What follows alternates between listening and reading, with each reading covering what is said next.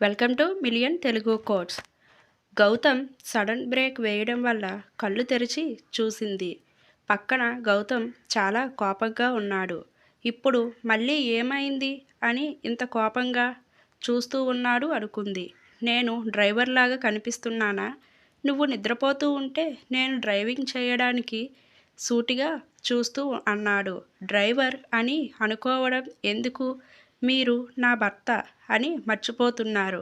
సరే దిగి వెళ్ళు, నాకు పని ఉంది. హా, థ్యాంక్స్ థ్యాంక్స్ బాయ్. ఇంట్లోకి వస్తున్న కోడలు ముఖంలో సంతోషం చూసి ఉమాగారు సంతోషంగా వెళ్ళి, వాడు ఏమైనా మాట్లాడినాడా తల్లి అని అడిగింది. అవును అత్తయ్య, డైరెక్ట్గా మాట్లాడకపోయినా ఇండైరెక్ట్గా మాత్రం నా మీద ప్రేమ చూపిస్తున్నారు అనిపిస్తుంది. నేను నిన్న అడిగాను ఇలా కొన్ని వస్తువులు కావాలి అని. ఈరోజు అడగకుండానే మాల్కి తీసుకువెళ్ళారు అత్తయ్య అని ఎంతో సంతోషంగా చెప్పుకుంది. మెల్లమెల్లగా తనలోనే మార్పు వస్తుందిలే సమీరా, నువ్వు మార్చుకోవాలి తనని. తప్పకుండా అత్తయ్య గారు, సాయంత్రం మీ మామయ్య గారు డిశ్చార్జ్ అయ్యి వస్తారు తల్లి. అలాగే అత్తయ్య, ఏం కాదు, మీరు కంగారు పడకండి. అసలు విషయం తెలిస్తే మీరు ఏమనుకుంటారో సమీరా, ఏదైనా కానీ మీరు సంతోషంగా ఉంటే అదే సంతోషం మాకు. మా వాడిని అర్థం చేసుకునే భార్య వచ్చింది. అలాగే సమీరా. సమీరాను వదిలి ఆఫీస్కి వెళ్ళాడు గౌతమ్. రేయ్ జగదీష్, రేపు అర్జెంట్ మీటింగ్ ఉంది. విక్రమ్ కంపెనీతో గుర్తు ఉందా? గుర్తుందిరా, ఎలా మర్చిపోతాను. ఓకేరా, ఒకవేళ నేను రాలేకపోతే నువ్వే హ్యాండిల్ చేయరా. ఏరా, ఎందుకు రాలేదు? ఏం లేదురా, కొంచెం పని ఉంది. ఏం పనిరా? మీటింగ్ కంటే అంత ముఖ్యమా? అవునురా, చాలా ముఖ్యం. ఏంటిరా అంత ముఖ్యం? అదేమీ లేదురా, రేపు నేను సమీరా కొంచెం బయటకు వెళ్తున్నాము. సూపర్రా, వెళ్ళి రండి, నేను చూసుకుంటాను. No problem. కానీ ఈ విషయం ఇంకా సమీరాకి చెప్పలేదురా. ఏం, ఎందుకురా? ఏం లేదు ఊరికేరా. గౌతమ్ మనసులో మాత్రం ఒక విషయం గురించి పదే పదే ఆలోచిస్తున్నాడు. సమీరాకి ఎలా చెప్పాలా అని.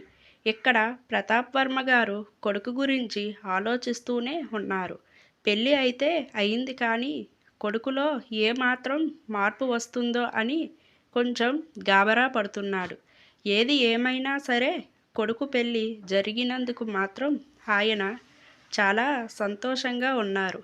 అనుకున్నట్టే గౌతమ్ సాయంత్రం వచ్చి వాళ్ళ నాన్నగారిని డిశ్చార్జ్ చేసుకొని వెళ్ళారు. ఇంటికి వెళ్ళడం, హారతి ఇచ్చి లోపలికి తీసుకొని వెళ్ళి కూర్చోబెట్టారు. ప్రతాప్ వర్మ గారు మనసులో మాత్రం నేను బాగానే ఉన్నాను, కానీ పాపం వీడు చాలా కంగారు పడుతున్నట్టు ఉన్నాడు.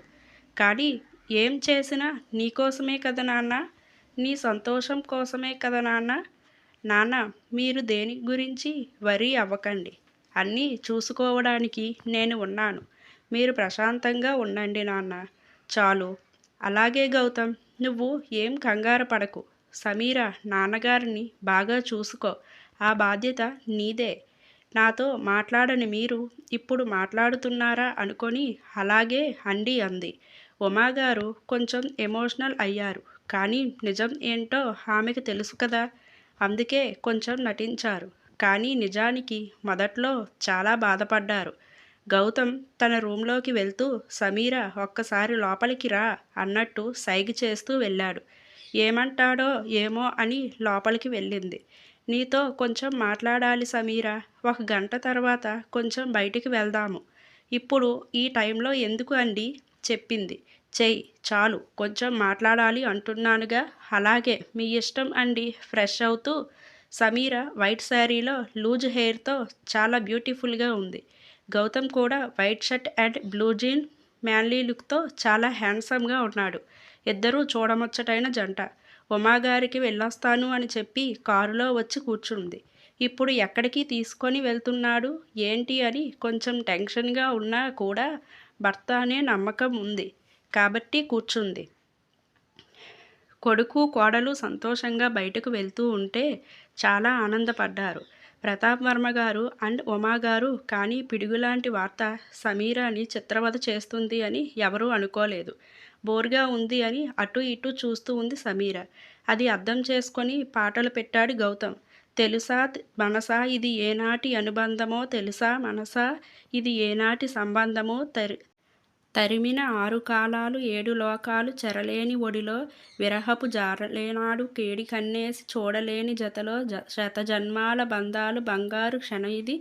తెలుసా మనసా ఇది ఏనాటి అనుబంధమో, తెలుసా మనసా ఇది ఏనాటి సంబంధమో, ఎన్నడూ తీరిపోను రుణముగా ఉండిపో చలిమితో తెగసాగే మల్లెగా అల్లుకో, ఆకమే మారినా కాలమే ఆగినా మన ఈ గాథ మిగలాలి తుదిలేని చరితగా. తెలుసా మనసా ఇది ఏనాటి అనుబంధమో, ప్రతిక్షణం నా కళ్ళలో నిలిచే నీ రూపం, బ్రతుకులో అడుగడిగినా నడిపే నీ స్నేహం, ఊపిరే నీవుగా ప్రాణమే నీదిగా, 10 కాలాలు ఉంటాను నీ ప్రేమ సాక్షిగా. తెలుసా మనసా ఇది ఏనాటి అనుబంధమో, తెలుసా మనసా ఇది ఏనాటి సంబంధమో, తరిమిన 6 కాలాలు 7 లోకాలు చెరలేని ఒడిలో నిరాహాపు జాడలేనాడు వేడకన్నేసి చూడలేని శతజన్మాల బంధాలు బంగారు క్షణమిది. తెలుసా మనసా ఇది ఏనాటి అనుబంధమో అంటూ పాట వింటూ ఉంది. పాటను వింటూ కొంచెం సంతోషంగా ఉంది సమీర. గౌతమ్ తనని గమనిస్తూనే ఉన్నాడు. ఇప్పుడు ఇంత సంతోషంగా కూల్గా ఉన్నావు, కానీ కాసేపటి తర్వాత నేను చెప్పబోయే వార్త విని నువ్వు ఎలా అనుకుంటావో ఏమో అని కొంచెం టెన్షన్గానే ఉంది. కారు లేరుగా ఒక పెద్ద బిల్డింగ్ దగ్గరకు వెళ్ళింది. గౌతమ్ బయటకు దిగి డోర్ ఓపెన్ చేసి చాలా కూల్గా రా అన్నాడు. కానీ ఇక్కడికి ఎందుకో తనకి అర్థం కాలేదు. ఎక్కడికి ఎందుకు అని అడిగింది. ఇది నా ఫ్లాట్, పర్లేదు రా అని చెప్పి తీసుకొని వెళ్ళాడు లోపలికి. సమీరాలో ఏదో తెలియని అలజడి, రెండూ ఆందోళన మొదలయ్యాయి. అప్పుడే కరెక్ట్గా కరెంటు కూడా పోయింది. ఇంకా ఉందండి.